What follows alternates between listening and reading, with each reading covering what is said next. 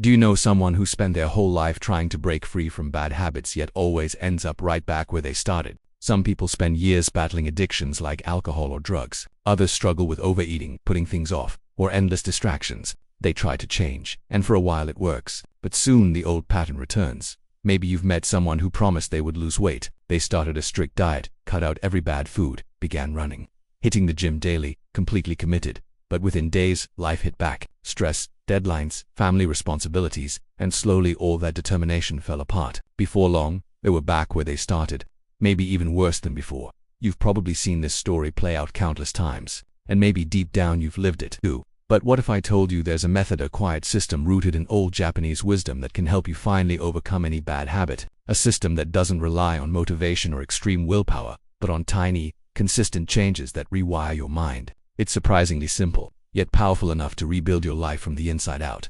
This system blends 5 timeless concepts: Ikigai, or purpose; Kaizen, continuous improvement; Reshapes, balance and moderation; Wabi-Sabi, accepting imperfection; and Ganbaru, yielding perseverance. But before we go deeper, I need to warn you, this system goes against everything the modern self-help industry teaches. It's not about massive action. It's not about hype or motivation. It's about doing something so small, so ordinary that your pride won't even notice the transformation, until one day everything changes. Before I show you how it works, I invite you to subscribe, like, and comment below. What's the one habit you want to finally change? I read every comment personally, and one message recently inspired this entire video. It came from a viewer named Arata who asked for help overcoming obesity. But remember, what you're about to learn applies to every struggle, addiction, putting things off, or self-doubt. Thank you for being here. Let's begin. Chapter 1. The day everything changed. Today, I'm going to tell you the story of a man named Daniel. He was 40 years old, weighed nearly 140 kilos, and was slowly dying not from disease, but from neglect. Daniel wasn't a bad man. He worked as a warehouse supervisor for 15 years. Every morning he woke at 5, left home before sunrise, and didn't return until after dark. 2 kids, a wife, endless bills, the usual grind. A man trying to hold his world together while quietly losing himself his daily meals. Whatever he could grab. Breakfast in the car, lunch at his desk, dinner in front of the TV because he was too drained to sit at the table with his family. Weekends meant pizza, beer, and a long nap on the couch, his reward for surviving the week. And for a long time Daniel believed he deserved that comfort. But his body began sending warnings. Climbing the stairs felt like climbing a mountain. Tying his shoelaces became a small engineering problem. He had to hold his breath, fight against his belly, and hope not to pass out. His children asked him to play outside, and he made excuses. His wife invited him for walks, and he promised maybe tomorrow. Yet what hurt him most wasn't his weight. It was the silence that grew between him and his 7-year-old daughter. She stopped asking him to play. She had learned that dad doesn't play. Daniel noticed. He felt it, but he did nothing. He had already failed too many times. 3 abandoned gym memberships, 2 half-finished diets, 5 early morning runs that ended as soon as the alarm clock felt too heavy. That he had reached that dangerous place, the quiet acceptance of defeat. This is just who I am. My metabolism is slow. I don't have time. Until one day, his body finally said, enough. It was a Saturday morning. Daniel was sitting in a plastic chair watching his 9-year-old son kick a ball in the backyard. The boy's kick went too far, sending the ball into the neighbor's flower bed. Dad, can you get it for me? Daniel stood up, walked over, bent down, and couldn't get up again. Not because he was in pain, not because he was injured. He simply didn't have the strength to lift his own body weight. He stayed on all 4s in the flower bed, gasping, sweating, trembling, while his son watched, silent and scared. The neighbor came out and helped him up. It sounds absurd, but many people live this way, slowly losing the ability to perform basic tasks, convinced it's just life. That night, Daniel sat at the edge of his bed and cried. He cried because he was 40 and needed help standing up. He cried because his son had seen it. And he cried because he knew he had just planted a memory in that child's mind. My father was weak. His wife entered the room. She didn't lecture him. She didn't even speak at first. She just hugged him, then quietly said, "You need help, Daniel. Real help." Chapter 2. The Japanese Doctor. On Sunday morning, Daniel called the only friend who had managed to lose weight and keep it off, a friend named Hiro, who had lost 30 kilos and seemed transformed. Not just thinner but calmer, lighter, more alive. "Hiro, I need help." "How did you do it? Some new diet, surgery, medication?" Hiro paused. "I did see a doctor," he said, "but not the kind you're thinking of. He didn't give me medicine. He gave me a philosophy." Daniel laughed bitterly. "Philosophy doesn't make you lose weight." "You're wrong," Hiro said. "It's the only thing that does." The following Tuesday, Daniel found himself in a quiet consultation room. It didn't look like a doctor's office. No charts, no smell of antiseptics, just a wooden table, 2 chairs, and a large window overlooking a small Zen garden. Then the doctor entered. Dr. Kenji Tanaka, about 65 years old, slim.com, and composed. He didn't walk like a man in a hurry. His presence alone slowed time. "Daniel," he said softly, "tell me what brought you here." Daniel poured out everything. The weight, the exhaustion, the shame, the flower bed.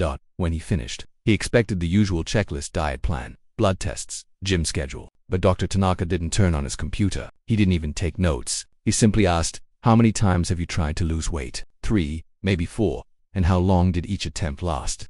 2 months at most. Dr. Tanaka nodded slowly. "Do you know why every attempt failed?" Daniel began his usual excuses: time, stress, genetics, metabolism.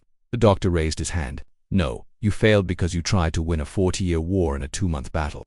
Daniel blinked. "Your body took 40 years to reach this state. Your mind took 40 years to build these habits. And you think you can undo that in a few weeks?" Silence. Then Dr. Tanaka leaned forward. "I'm going to give you a challenge, but it will seem almost ridiculous." Daniel shrugged. "At this point, I'll try anything." "Good," the doctor said. "From tomorrow morning, before you do anything, before checking your phone, brushing your teeth, or even speaking, drink a glass of water." Daniel waited for more instructions. None came. "That's it," said Dr. Tanaka. "1 glass of water every morning for 2 weeks. Nothing else." Daniel frowned. "Doctor, I need to lose 50 kilos. A glass of water won't do that." "You're right," Dr. Tanaka smiled. "A glass of water won't make you lose weight, but it will do something far more important. It will prove to your brain that you can keep a promise to yourself."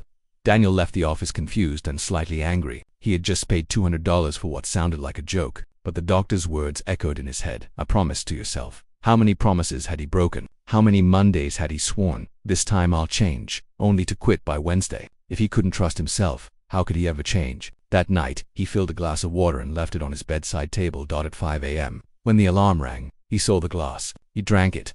Simple. Day 2, same thing. Day 3, again. By the 7th day, something unexpected happened. He woke up before the alarm, and his first thought was, "Where's my glass of water?" His brain had begun to expect the habit.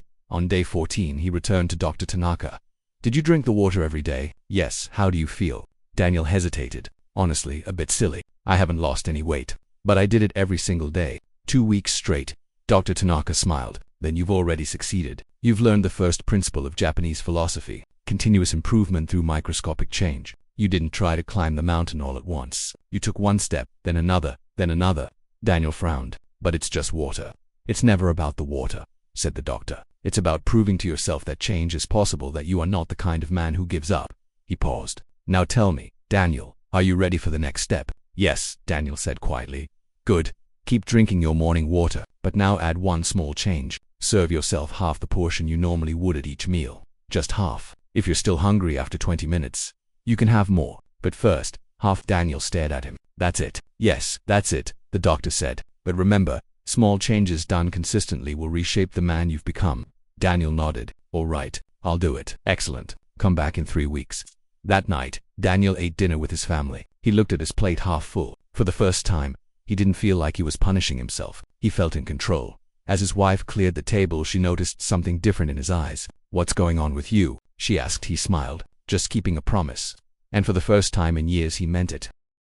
Chapter 3. The Hidden Philosophy. What Dr. Tanaka hadn't explained yet, and what Daniel would only understand later, was that he wasn't simply changing habits. He was being introduced to an ancient framework the Japanese had used for centuries to shape both discipline and destiny. Kaizen was only the doorway. The principle of continuous improvement. 1% better every day. The idea that you don't have to be perfect tomorrow, just slightly better than today. And if you keep improving 1% daily for a year, you don't grow 365%, you grow 3,778%. That's the power of compounding effort. The secret, Dr. Tanaka knew, was in keystone habits, those small central actions that trigger a chain reaction of positive changes. They act like the first domino that sets everything else in motion. When one foundational habit is improved, dozens of others begin to align naturally. But Daniel didn't know that yet. The first week of eating only half his usual portions was brutal. He'd finish his meal and just sit there staring at the remaining food. His mind screamed, "You're still hungry, eat more." But he remembered Dr. Tanaka's quiet words. "Wait 20 minutes. If you're still hungry, you may eat again."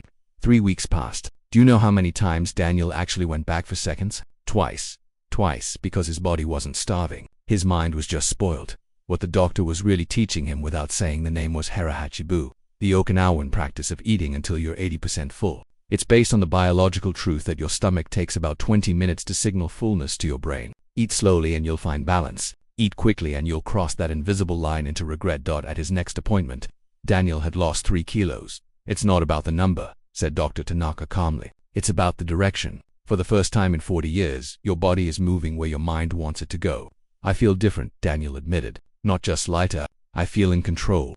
The doctor smiled. Exactly, now you're ready for the next step. Daniel expected an exercise routine, but Dr. Tanaka surprised him again. You will add movement, but not the kind you think. Every morning after your water and before work, walk from your front door to your mailbox and back. Daniel laughed. Doctor, my mailbox is 20 meters away. That's not exercise. It's not about exercise, Dr. Tanaka said. It's about reminding your body that it was created to move. Don't rush the process. 20 meters today, maybe the corner next week, but today, just the mailbox. Daniel obeyed. Water in the morning, half portions, a short walk. On the third morning as he stepped outside, his 7-year-old daughter saw him. Dad, can I come too? She slipped her tiny hand into his, and together they walked to the mailbox. She told him about school, her favorite class, her best friend, small things she'd never shared before because her father had always been too tired when they came back. She asked, can we do this every day? The following week, Daniel began walking farther to the corner store, not because the doctor told him to, but because his daughter wanted him to, and for the first time in years, he could do it. No shortness of breath, no back pain, no frustration. By the end of the second month, Daniel had lost 8 kilos, but the real transformation wasn't visible on the scale. It was in his reflection, not in the size of his body, but in the light in his eyes. At his next consultation, Dr. Tanaka asked, Daniel, tell me something. Why are you doing this? To lose weight, he said automatically. No, the doctor replied. That's not the real reason. Why are you truly doing this? For the first time, Daniel thought deeply. I want to see my children grow up. I want to walk my daughter down the aisle. I want to grow old beside my wife, not watching from the couch. I want to feel proud of who I am again. Dr. Tanaka nodded gently. That is your Ikigai, your reason for living. The Japanese believe everyone has one. Yours isn't about losing weight. It's about being present for your family. The extra weight is just the obstacle between you and your purpose. Something shifted inside Daniel that day. Now, when he didn't want to wake up early, he didn't think about water or dieting. He thought about his daughter holding his hand. When he felt tempted to fill his plate, he didn't think about calories. He thought about walking her down the aisle one day. Purpose is not motivation. Motivation fades. Purpose endures. Chapter 4. The first fall. 3 months later, Daniel had lost 14 kilos. His clothes hung loosely. His co-workers noticed. Man, what's your secret? They asked. Just small changes. He replied with a quiet smile. Then came Thanksgiving. A table overflowing with food. Turkey, mashed potatoes, pumpkin pie, pecan pie. Family members laughing, teasing, filling plates to the edge. Daniel tried to keep his rule, half a plate, but his mother frowned. That's it. Are you sick? His brother-in-law chuckled. Come on, it's Thanksgiving. Live a little. Social pressure, the most invisible destroyer of progress. People don't want you to change because your transformation forces them to confront their own stagnation. Daniel gave in. He ate until he couldn't move. That night, bloated and ashamed, he stared at himself in the mirror. I broke the streak. I failed again. The next morning, he didn't want to drink water. He didn't want to walk. The old voice returned. You messed up. Might as well quit. But then, somewhere in the back of his mind, he heard the doctor's voice. You will fail. And when that happens, you'll finally discover if you've truly changed. He picked up his phone and texted, Doctor, I ate too much yesterday. I ruined everything. I don't know if I can keep going. The reply came within minutes. Come to the office this afternoon. Daniel sat in the familiar chair expecting a lecture, but Dr. Tanaka didn't scold him. He just asked, tell me what happened. Daniel described everything. The food, the pressure, the guilt, the disappointment. Did you drink your water this morning? Yes. Did you walk? Yes. The doctor smiled. Then you didn't fail. You stumbled. He leaned forward. There's a world of difference between stumbling and falling. When you stumble, you lose balance for a moment. When you fall, you stop moving altogether. Then he said something that would reshape Daniel's mindset forever. I'm going to teach you Wabi-Sabi, the art of imperfection. Nothing is permanent, nothing is perfect, and nothing is complete. True beauty lives inside imperfection, he continued. So you overate one day. So what? That doesn't erase 14 kilos lost. That doesn't erase 3 months of discipline. That doesn't erase the walks with your daughter. One imperfect day doesn't destroy a perfect journey. Daniel felt something break, not his spirit, but the illusion of perfection. But what if I overeat again? He asked. You will, said the doctor calmly. And every time it happens, you will wake up, drink water, and walk. Because mastery isn't about never failing. It's about always returning. That changed everything. For the first time in his life, Daniel stopped trying to be perfect. He started aiming to be consistent, because consistency embraces imperfection while perfection rejects reality. Dr. Tanaka then said, "Now let me teach you about Ganbaru perseverance, the art of enduring difficulty without losing heart. You practiced Ganbaru today. You fell yesterday, but you got up and kept going. Endure discomfort," he said, "because discomfort is temporary, but strength is permanent." In the months that followed, Daniel relapsed several times. Christmas dinner, his son's birthday cake, stressful weekends filled with pizza and beer. But each time, he came back. Water in the morning, half portions, walks with his daughter. And something remarkable began to happen. The lapses became fewer, shorter, and less destructive. Because each time he returned, his brain learned a new truth. We don't give up anymore. We adapt and continue.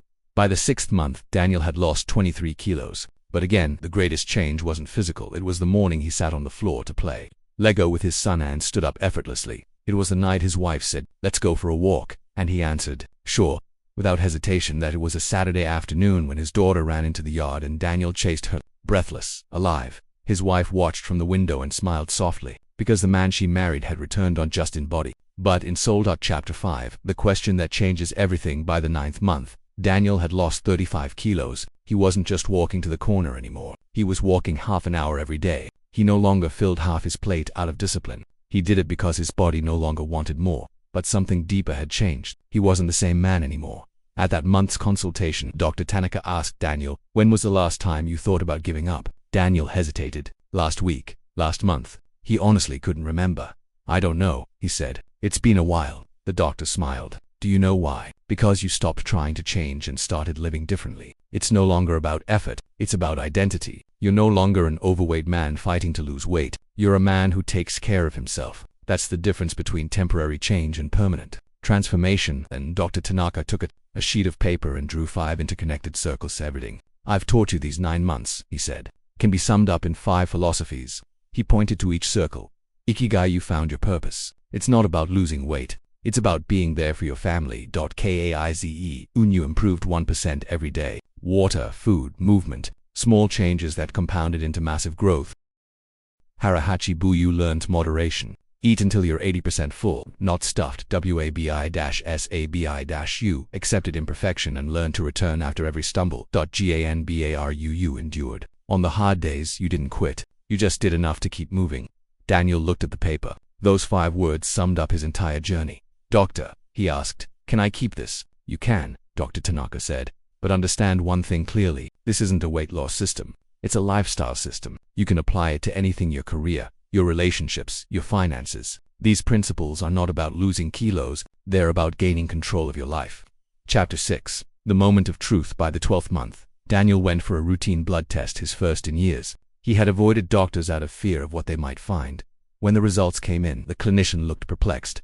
"Daniel, have you started any new treatment?" "No." "What?" "Your cholesterol has dropped dramatically. Your blood pressure is normal for the first time in years. Your blood sugar is perfectly balanced. What exactly are you doing?" Daniel grinned. "Just drinking water in the morning." The doctor didn't understand the joke, but Daniel did. Because it wasn't about 1 glass of water. It was about 365 days of tiny, intentional choices stacked together. 1 glass of water doesn't change your cholesterol, but a year of morning water, a year of half-filled plates, a year of daily walks does.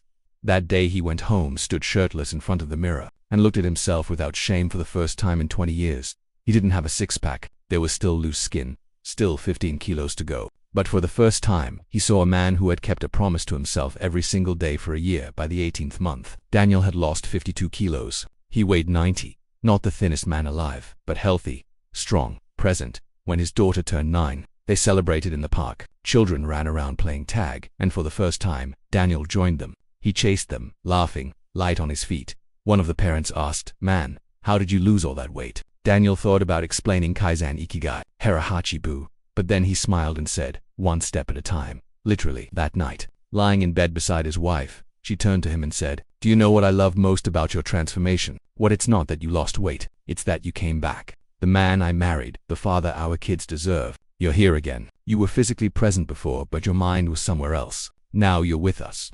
Daniel took her hand and whispered, "I almost gave up so many times." "But you didn't," she said. He smiled. "No, I didn't." At Stanford University, researchers found that most habits fail not because people are weak, but because they try to change too fast. The human brain interprets sudden change as a threat and resists it. But when you introduce microscopic changes, less than 1% a day, the brain stays calm. You bypass its defense mechanisms and quietly rewire yourself from the inside out. A study of longevity in Okinawa revealed that the world's longest living communities don't follow extreme diets or obsessive workouts. They follow simple, steady principles: moderation in eating, consistent movement, a clear sense of purpose, acceptance of imperfection, and perseverance through difficulty. These 5 traits appear in every so-called blue zone on Earth. Meanwhile, a neuroscientist at the University of London explained it this way: willpower is a limited resource. It runs out throughout the day. But when a behavior becomes part of your identity, you no longer need willpower. You simply act because that's who you are. That was Daniel's secret. He stopped trying to change and became someone who simply does. And that's why his story didn't end at 52 kilos, because what he learned was never about weight. It was about life. In his second year, he applied Kaizen to his career. One small improvement each day at work. Within months, he was promoted to regional manager. In his third year, he applied it to his marriage. He realized his purpose with his wife wasn't just to stay married. It was to grow together. They started taking night walks again, talking about dreams they'd forgotten, making plans for the future. Their daughter turned 12 one day and said, "Dad, do you remember when you couldn't play with me?" He smiled sadly. "I do, me too," she said. "But you know what I remember most? The day you started walking with me to the mailbox. That's when I knew you'd be okay." Daniel felt something warm inside him, a realization that his transformation had never been just his. Because when you change, you don't force others to change. You give them permission to. His son, now 14, started waking up early to exercise without being told, because he'd seen his father do it. His wife began meditating each morning because she'd seen that change was possible. Transformation isn't contagious, it's permissive. It shows others what's possible and invites them to begin their own journey. Chapter 7. The Complete System. 2 years after his first consultation, Daniel weighed 88 kilos. He had maintained his transformation, not through obsession, but through rhythm. He still drank his glass of water every morning. He still walked every day. He still ate until he felt 80% full. Not because he had to, but because that's who he was now. But the most remarkable part, he was now helping others do the same. People at work, inspired by his transformation, often asked, "How did you do it?" And Daniel would smile and answer with a question of his own. "What's the smallest change you can make today?" Most people responded with the usual answers. "Oh, I could start going to the gym." "No," Daniel replied. "Smaller, much smaller." "Like what?" "Like drinking 1 glass of water in the morning." They'd laugh. "That's it. That's it. Do it for 2 weeks, then come back." 9 out of 10 people never came back, still searching for the next miracle diet, the next 21-day challenge, the next shortcut. But the 10th person, the rare one who returned, always said the same thing: "I did it. I drank water every day. And you were right. I feel different."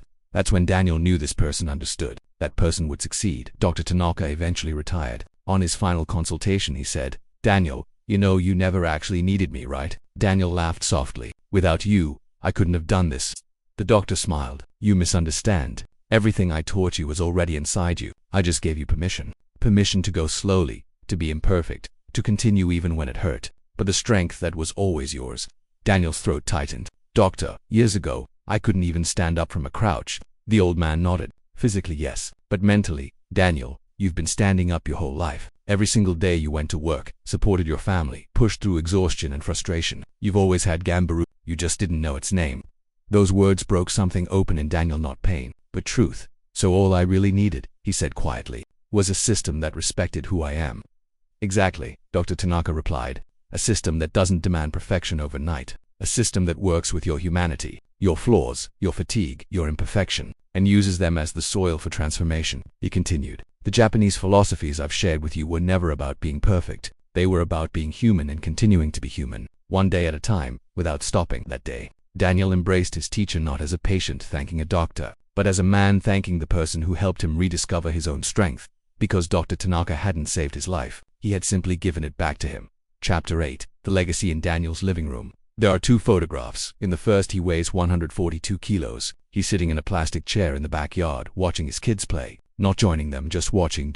In the second photo, he weighs 88 kilos. He's on the floor building Lego with his son. His daughter is laughing, climbing on his back while his wife secretly captures the moment. When he later saw the photo, he asked, "Why did you take this picture?" His wife smiled softly. "Because this is the moment I waited 10 years for. The moment you came back." But the most powerful part of Daniel's story isn't the weight he lost. It's not that he reversed his health problems. It's not even that he got promoted at work. It's his daughter, now 12 years old. She once told her friend at school, "My dad is the most disciplined person I know." Why? Because she grew up watching him drink his glass of water every morning. She grew up seeing him walk every single day. She grew up seeing him stumble, fall, and stand again. She learned that transformation isn't about motivation, it's about identity. And one day, when she's 30 or 40 and life gets heavy, she'll remember her father, the man who proved that change is possible. One small choice at a time, one day at a time, forever. That's the real legacy, not the new body, but the living proof that a person can rebuild themselves one brick at a time. Now, let me ask you something. You've made it this far into the video. That means you're searching for something. Maybe it's weight loss like Daniel. Maybe it's overcoming an addiction. Maybe it's just the aching feeling that you're not living the life you were meant to live. And maybe you're thinking, this won't work for me. My situation is different, harder, more complicated. You're right. Your situation is different, but the system isn't. Because no matter what your struggle is, overeating, procrastination, distraction, the problem is never lack of information. You already know what to do. You know you should eat better. You know you should exercise, sleep more, drink less, be more present. The problem isn't knowing it's doing. And you can't do it because you keep trying to do everything at once. You're trying to win a 20-year war in a 21-day challenge. And every time you fail, you reinforce the belief that you can't do it, that you're undisciplined, weak, broken. But you're not. You're just using the wrong approach. The system I've shared here isn't about rapid change. It's about permanent change. You don't need 30 days of transformation. You need 30 years of consistency. And consistency only lasts when it's simple enough to carry you through the bad days. So here's my challenge to you. The same one Dr. Tanaka gave to Daniel. Choose one change, the smallest one possible. So small that it feels ridiculous. So small it almost feels like cheating. Maybe it's drinking 1 glass of water in the morning. Maybe it's 5 push-ups before bed. Maybe it's 1 minute of meditation. Maybe it's reading a single page from a book. It doesn't matter what. It is only that it's small enough that you can't find an excuse not to do it. Do it for 2 weeks. No more, no less. Don't add anything else. Don't try to speed it up. Just one small thing every single day for 14 days. And when you reach day 14, you'll have proven something powerful. Not that you can lose weight or quit an addiction, but that you can keep a promise to yourself. And that proof is everything. Because once you know you can keep a small promise, you'll know you can keep any promise. Then you add another small habit, and another, and before you know it, you've become a new person. Not because you forced change, but because you built it, one microscopic choice at a time. Daniel's journey took years. Yours might take 3. It doesn't matter. Time will pass anyway. The real question is, 5 years from now, when you look in the mirror, will you still be filled with regret, or will you see someone who honored every promise they made to themselves? Ikigai gives you purpose. Kaizen gives you progress. Harahachi-bu gives you balance. Wabi-Sabi gives you compassion. Ganbaru gives you strength. You don't need them all at once. You just need to begin with one. And when you stumble because you don't quit. You simply stand back up. Because mastery isn't about never falling. It's about always rising.